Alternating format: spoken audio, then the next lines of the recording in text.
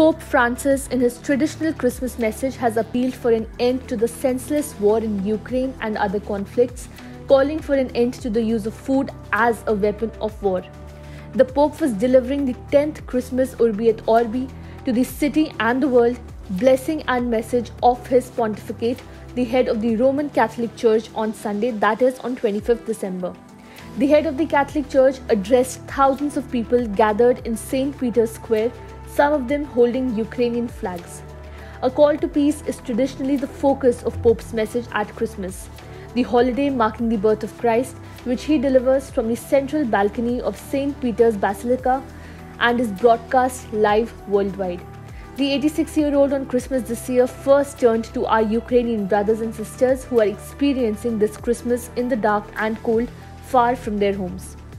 May the Lord inspire us to offer concrete gestures of solidarity to assist all those who are suffering, and may He enlighten the minds of those who have the power to silence the thunder of weapons and put an immediate end to this senseless war, the 86-year-old pontiff said. Tragically, we prefer to heed other counsels dictated by worldly ways of thinking, he added, recalling with sorrow that the icy winds of war continue to buffet humanity. He spoke just hours after air raid sirens wailed across Ukraine and a day after Ukrainian officials said that a Russian attack on the recently liberated city of Kherson killed at least 10 people and wounded dozens. The Pope again condemned the use of food as a weapon of war, saying that the war in Ukraine had put millions at risk of famine, mentioning Afghanistan and countries in the Horn of Africa.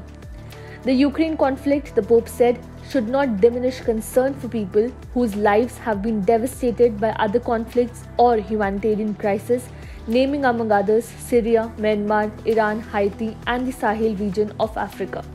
He urged the people to look beyond the shallow holiday glitter and help the homeless, immigrants, refugees, and the poor in the midst, seeking comfort, warmth, and food.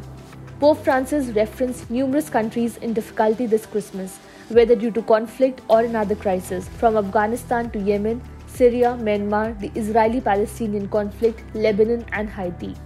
For the first time, he also called for reconciliation in Iran, which has been rocked by women-led protests for the past 3 months now.